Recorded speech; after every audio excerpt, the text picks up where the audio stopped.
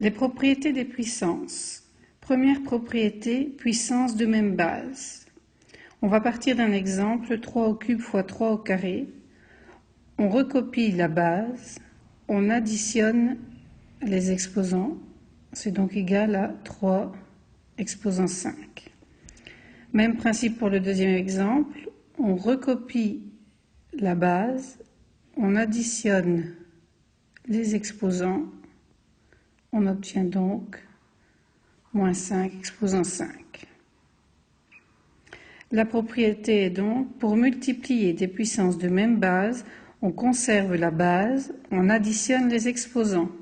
Sous forme mathématique, on peut écrire a exposant n fois a exposant m, c'est égal à a exposant n plus m. Deuxième propriété, puissance d'une puissance. Ici aussi, on recopie la base, mais cette fois, on multiplie les puissances, ce qui revient à écrire 5 exposant 6. Même principe pour le suivant, on recopie la base, on multiplie les exposants, on obtient donc moins 5 exposant 6. La propriété est donc, pour élever une puissance à une autre puissance, on conserve la base, on multiplie les exposants. Sous forme mathématique, ça revient à écrire a exposant n exposant m est égal à a n fois m. Troisième propriété, puissance d'un produit.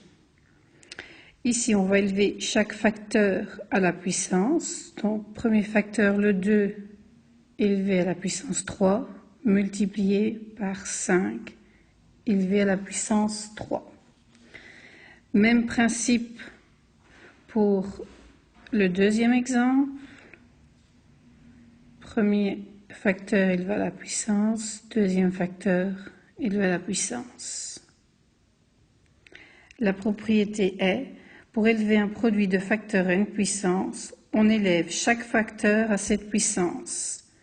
Sous forme mathématique, ça revient à a fois b exposant n est égal à a exposant n fois b exposant n. Quatrième propriété, puissance d'un quotient.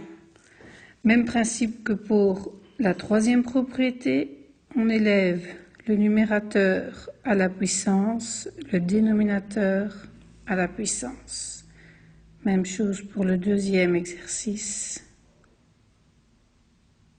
Numérateur et dénominateur sont élevés à la puissance. La propriété devient, pour élever un quotient à une puissance, on élève le numérateur et le dénominateur à cette puissance. Sous forme mathématique, a sur b exposant n revient à faire a exposant n sur b exposant n.